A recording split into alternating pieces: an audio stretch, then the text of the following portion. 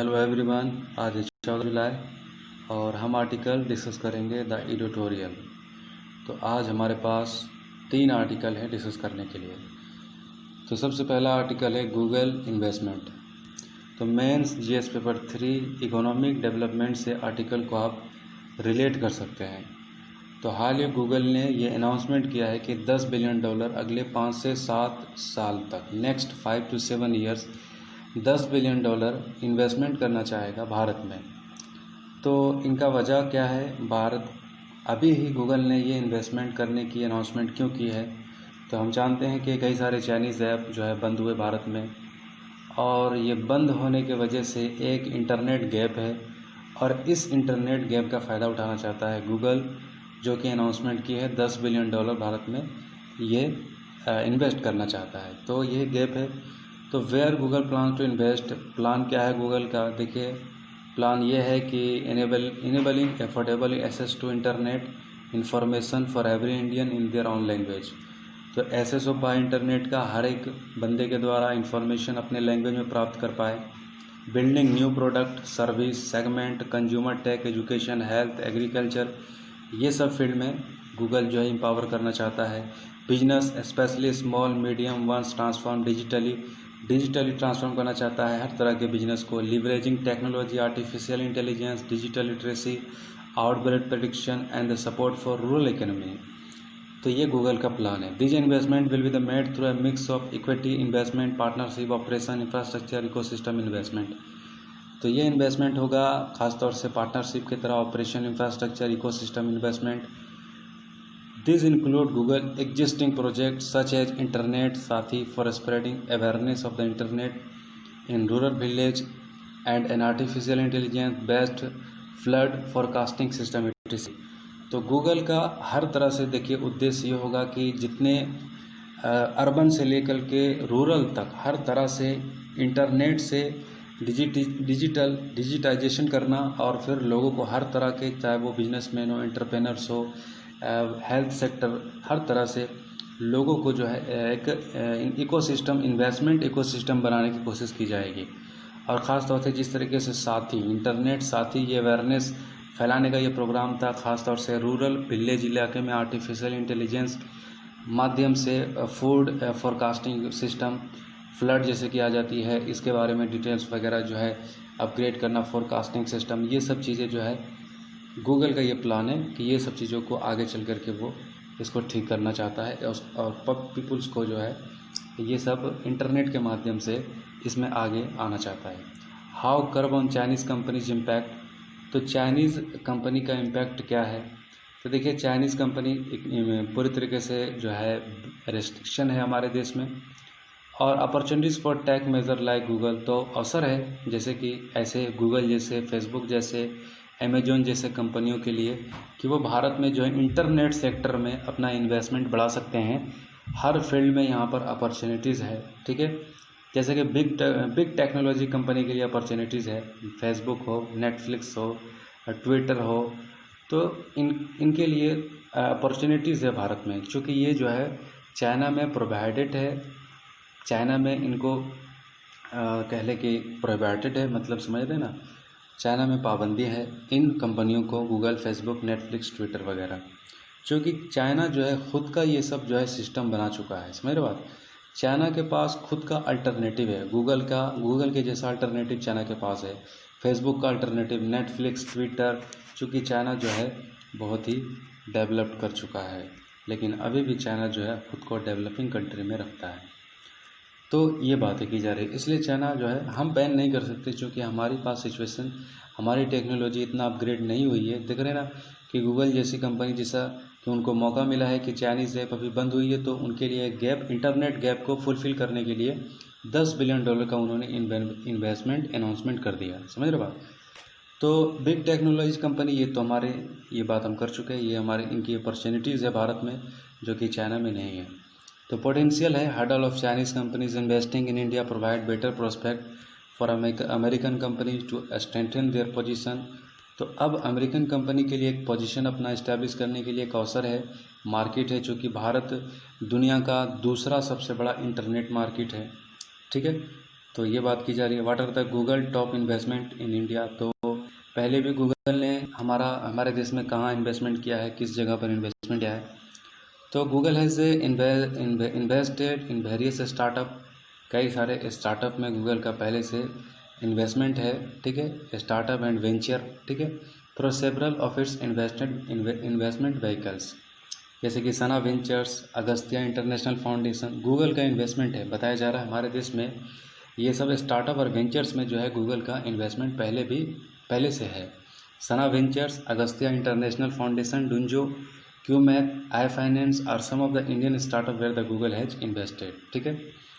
The 10 billion as part of the Google for the India digitization fund will boost Indian companies Google portfolio. तो Google के portfolio को ये boost करेगा। $10 billion जो investment Google बढ़ा रहा है, तो ये चीज़ें गूगल को आगे इंडिया में अपने पैर जमाने के लिए हेल्प करेगा। Which other companies have invested, तो क्या और भी जो कंपनियां हैं वो इसकी तरफ क्या अट्रैक्ट हो रही है। भारत की जो इंटरनेट जो गैप पैदा हुई है, तो क्या इसके लिए वो आना चाहती है। जैसा कि देखिए अमेज़ॉन ने भारत में प्लान किया है, $1 बिलियन का इन्वेस्टमेंट का प्लान है। फेसबुक का इसी तरीके से वो रिलायंस, जियो ऐसे कंपनियों में, टेलीकॉम कंपनियों में इन्वेस्टमेंट करने का प्लान है, ठीक है। फिर माइक्रोसॉफ्ट वेंचर की बात करें तो M12 इसका भी प्लान है, ठीक है। तो मतलब कई सारे कंपनियां भारत में जो है इन्वेस्टमेंट करने के प्लान है, ठीक है, ख़ास तौर से टेलीकॉम सेक्टर, इंटरनेट सेक्टर में, ठीक है। तो ये था पहला आर्टिकल। दूसरा आर्टिकल है APMC। APMC क्या होता है, mains GS paper 3 economic development से आर्टिकल को रिलेट कर सकते हैं। देखिए APMC एक मंडी होता है जहाँ पर स्टेट गवर्नमेंट जो है फैसिलिटेट करती है किसानों के लिए, अपने एक अच्छा रूल रेगुलेशन इन्वायरमेंट बनाती है कि जहाँ पर किसान अपने फसलों को उचित मूल्य पर बेच सके, जहाँ पर जो है व्यापारियों को किसान मतलब खरीदने वाला और बेचने वालों के लिए एक प्लेटफार्म है APMC, ठीक है। तो वो एक्ट के अंदर है। तो मैं GS paper 3 economic development article को रिलेट कर सकते हैं। तो कन्फ्लिक्ट क्या है, तो अभी क्या हुआ ना, पंजाब गवर्नमेंट और स्टेट फार्मर यूनियन, APMC जो सरकार यूनियन गवर्नमेंट ने जो APMC को इसको जो है कह ले कि एक ऑर्डिनेंस के माध्यम से सरकार ने ये अनाउंसमेंट किया है कि अब किसान किसी भी प्लेटफॉर्म पर अपने अनाज को, अपने प्रोडक्ट को, अपने जो भी उनका फसल है वो बेच सकती है। एक स्टेट से दूसरे स्टेट में जाकर के बेच सकती है, दूसरे से तीसरे, ऑल ओवर द इंडिया किसी भी जगह पर किसी भी बंदे को बेच सकती है। कोई रेस्ट्रिक्शन नहीं है कि APMC मार्केट में ही बेचना है, या फिर सरकार के द्वारा जो मार्केट जो रेट तय की जाती है, या फिर जो किसी भी प्राइवेट एक्टर को जो है किसान जब चाहे, जितना चाहे, जैसे चाहे बेच सकता है। ये यूनियन गवर्नमेंट का ये एक ऑर्डिनेंस था। तो पंजाब गवर्नमेंट और वहाँ के जो फार्मर यूनियन है ये इस चीज़ को अपोज कर रहे हैं, ये ऑर्डिनेंस को ये पसंद नहीं कर रहे हैं जो सेंट्रल गवर्नमेंट के द्वारा जो बनाया गया है। तो as per Punjab amended APMC act, तो पंजाब का देखिए क्या कहना है, APMC एक्ट जो की गई है, trade will be allowed in both state owned mandis under the Punjab Mandi board and the private mandis. तो APMC एक्ट क्या है कि पहली बात यह है कि बंदा क्या कर सकता है, प्राइवेट मंडी में भी जो है चीज़ें बेची जा सकती है, और पंजाब मंडी बोर्ड PMB जो है यहाँ पर भी बेची जा सकती है। तो दोनों जगह पर अलाउ है। तो but the farmer produce trade commerce ordinance will in the state agriculture produce market committee. तो क्या होगा कि इससे क्या होगा कि जो स्टेट का जो एग्रीकल्चर मार्केट है, जैसे कि सरकार ने ये आज़ादी दे दी है किसानों को किसी भी मार्केट में जा कर के बेच सकती है। तो पंजाब के किसानों को लगता है कि वो उनके मार्केट में दूसरे जगह से लोग आकर के चीज़ें बेच देंगे, तो उनके यहाँ क्या होगा कि वो खुद का जो APMC एक्ट जो है ये चीज़ ऑर्डिनेंस जो PMB है, पंजाब मंडी बोर्ड है, तो इसको लेकर वहाँ के किसानों को थोड़ा सा ये कंसर्न है, ठीक है। तो तो लोग के द्वारा अपोज क्यों किया जा रहा है। तो पहली बात यह है कि APMC act 2017 already allow private mandi to operate. तो प्राइवेट मंडी को भी ये ऑलरेडी अलाउ करता है कि ये ऑपरेट कर सकती है, ठीक है। But the centre ordinance is expected to privatise the entire sale purchase system ending the MSP regime. लेकिन सेंट्रल गवर्नमेंट क्या करना चाहती है कि पूरी तरीके से ऑर्डिनेंस के ज़रिए प्राइवेटाइज़ करना चाहती है कि कहाँ भी कैसे भी पूरी तरीके से आप कोई भी किसान किधर भी सेल कर सकते हैं, परचेज कर सकते हैं, कोई सेल कर सकता है, कोई परचेज कर सकता है। और ख़ास तौर से जो है सरकार एमएसपी के जो रिजीम है उसको जो है एंडिंग करना चाहती है, ऐसा जो है किसानों को लगता है। एमएसपी रिजीम क्या है? मिनिमम सपोर्ट प्राइस है जो सरकार किसानों को प्रोवाइड करती है।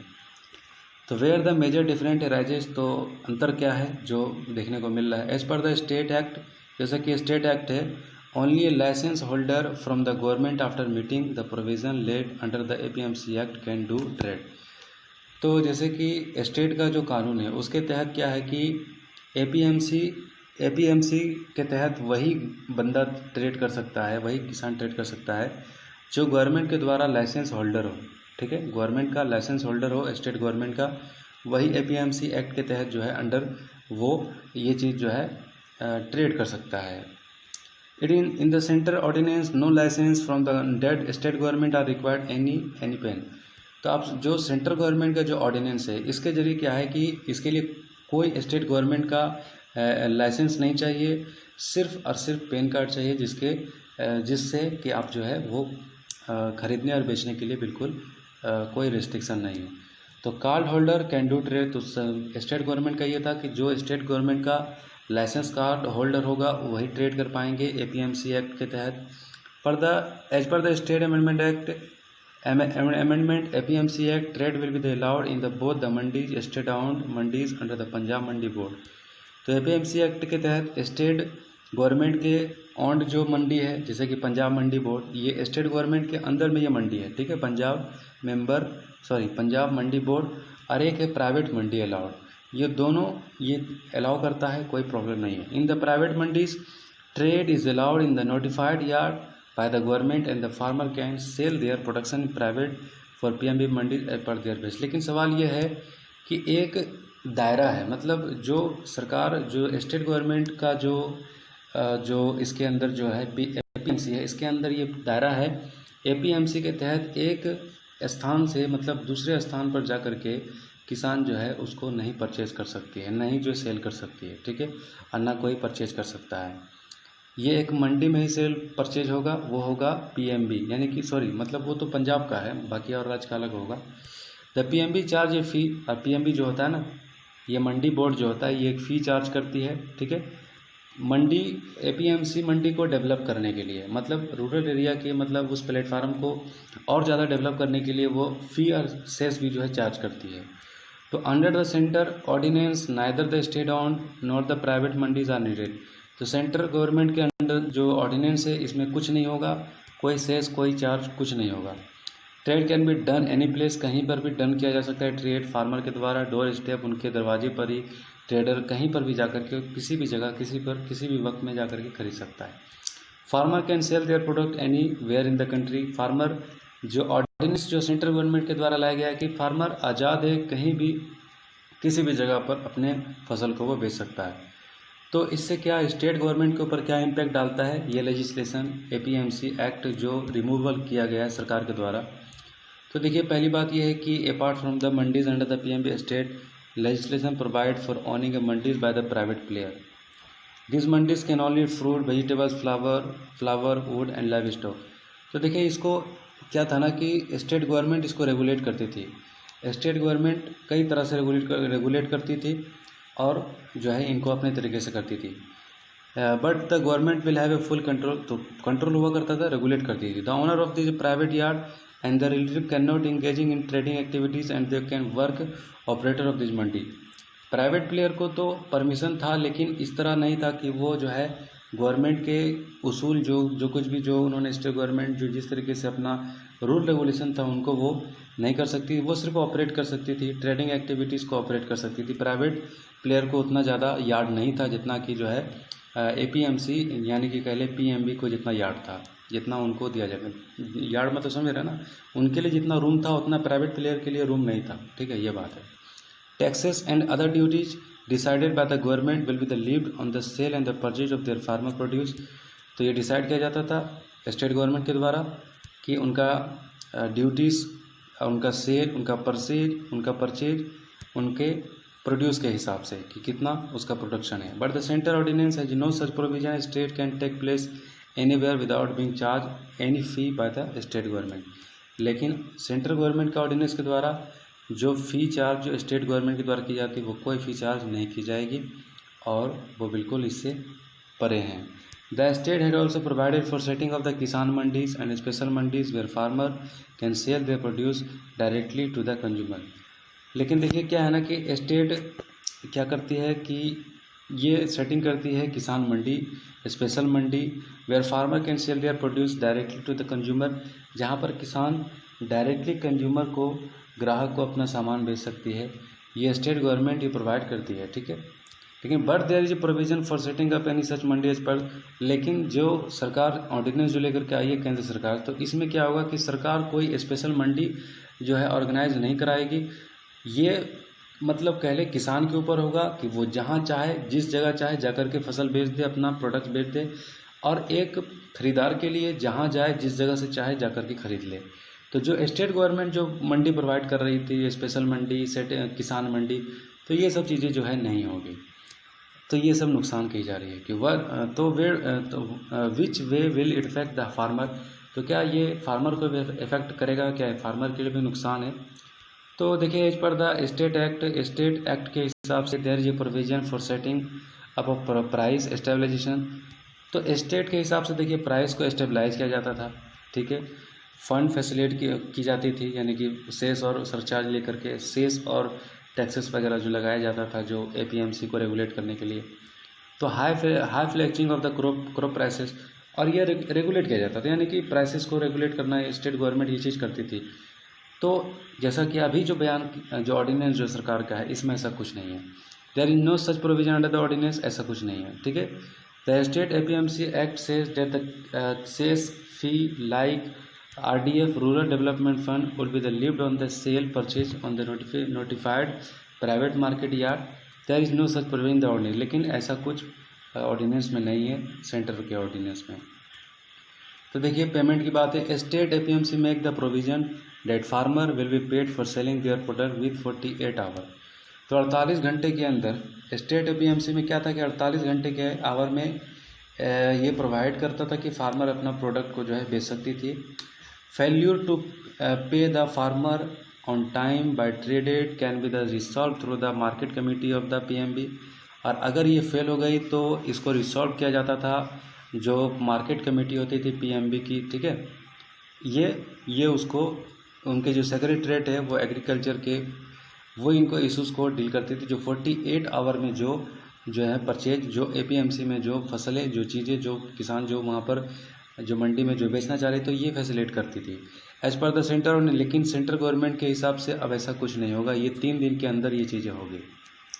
If the trader do not पे, अगर ट्रेडर जो है पे नहीं करता या फिर कोई मैटर रिसॉल्व नहीं होता या फिर कोई झगड़ा है, कुछ इशू है या फिर बकाया, फिर किसी तरह का मतलब जैसे कि आप सब किसान जो है अगर इस तरह से मतलब उनको आज़ादी है पूरी तरीके से कि कहीं पर भी APMC का कोई मतलब उनके ऊपर रेस्ट्रिक्शन नहीं है, कोई पाबंदियाँ नहीं है, तो क्या होता है कि ऐसे में हो सकता है कि कमज़ोर अगर किसान है और ख़रीदने वाला अगर पावरफुल है या फिर कह लें कि थोड़ा सा हर तरह का व्यक्ति होता है, तो ये क्या हो सकता है किसान कभी कभार जो है मुश्किल में पड़ सकता है। तो इसके लिए क्या होना चाहिए, एक म्यूचुअल कॉम्प्रोमाइजेशन होना चाहिए और एक जो है एक कह लें कि अपील करने का एक पूरा होना चाहिए जहाँ से। लेकिन ये क्या कर सकते हैं, ये अपील कर सकते हैं SDM और डिप्टी कमिश्नर तक ये जो है बातें कर सकते हैं, चीज़ें अगर सॉल्व नहीं हो रही, कोई मैटर हो जाता है तो ये बात है।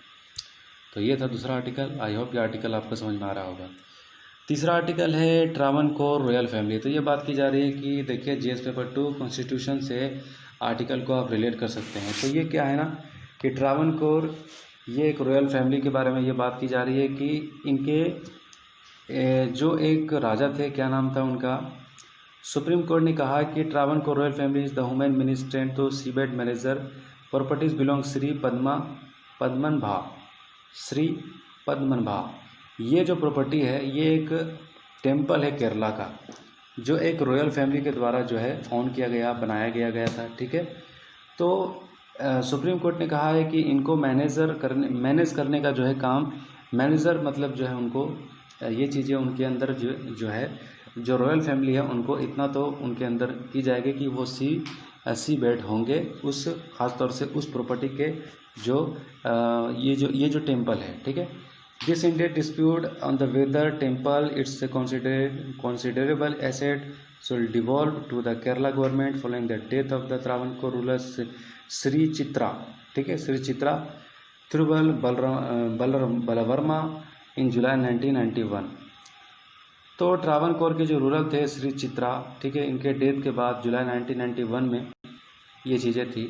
तो 26th कॉन्स्टिट्यूशनल अमेंडमेंट में ये बातें की गई है कि अब कोई भी राजा हो, ये चीज़ें अब किसी भी तरह का जो है वो उनको प्राइवेसी पर्स नहीं होगा, किसी भी तरह का उनके ऊपर उनको कोई तरह का जो है कह ले कि प्राइवेसी पर्स उनको कुछ नहीं मिलने वाला है, ठीक है, अगर वो रूलर है तो भी।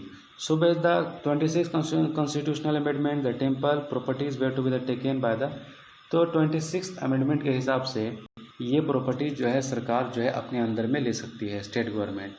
तो केरला हाई कोर्ट 2011 में ये बात की थी कि state to take over the temple and exhibit its treasure for the public viewing in a museum.